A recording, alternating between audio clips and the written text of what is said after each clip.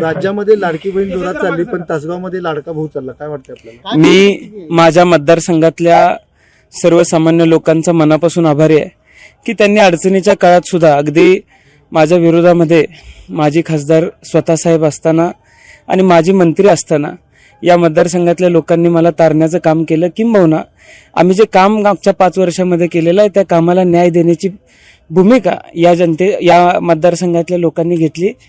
मी मनापासून त्यांचा आभारी आहे आणि भविष्यामध्ये या सगळ्या उपकाराची परतफेड मी कधीच करू शकणार नाही, पण मोठ्या प्रमाणात विकास कामं आणून या मतदारसंघातल्या लोकांच्या तरुण म्हणून माझ्याकडून ज्या अपेक्षा आहेत त्या अपेक्षा पूर्ण करण्यासाठी मी प्रयत्न करेन। हा विजय मी माझ्या वडिलांना, स्वर्गीय आबांना, माझ्या आईने जिने कष्ट केलं आणि सर्वसामान्य कार्यकर्त्यांनी ज्यांनी अत्यंत कष्ट केलं, अगदी रात्रीचा दिवस गेल्या 20 दिवसामध्ये केला आणि सातत्यानं मला निवडून आणण्यासाठी प्रयत्न करणारे सगळे घटक, अप्रत्यक्ष प्रत्यक्षपणे ज्यांनी प्रचार केला त्या सगळ्या घटकांना मी समर्पित करतो।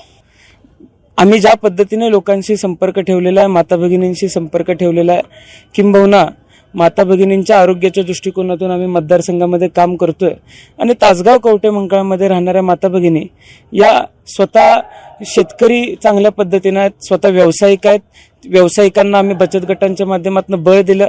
अशा सगळ्या घटकांना बळ देण्याचं काम आमच्या माध्यमातून झालंय आणि आदरणीय ताईंच्या माध्यमातून असेल किंवा सर्व माता भगिनींसाठी आम्ही चांगलं काम करू शकलो आणि माता भगिनी आमच्या पाठीशी खंबीरपणे उभ्या राहिल्या।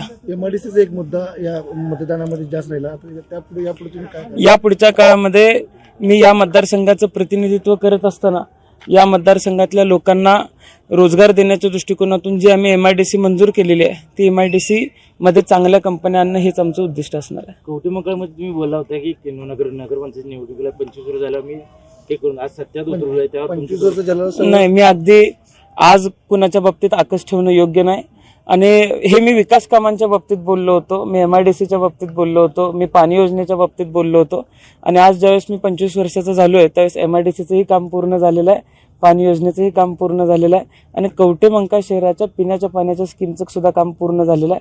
त्यामुळे मी त्या दृष्टिकोनातून बोललो होतो आणि आज ते मी स्वप्न पूर्ण केले।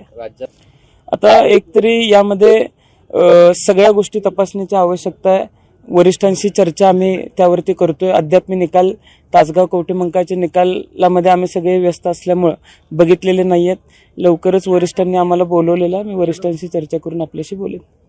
प्रचारादरम्यान आपण म्हणलं होतं की गुंडगिरी हद्दपार करूया, तर आता खरंच मतदारांनी गुंडगिरी हद्दपार केली? मला आत्ताच काहीतरी समजलं, काही लोकांनी येऊन काही कार्यकर्त्यांना मारहाण करण्याचा प्रयत्न केलेला आहे। मी सर्टिफिकेट घेतल्यानंतर पोलीस स्टेशनलाच जातोय आणि पहिलं पाऊल गुंडगिरी संपवण्याच्या दृष्टिकोनातून मी आज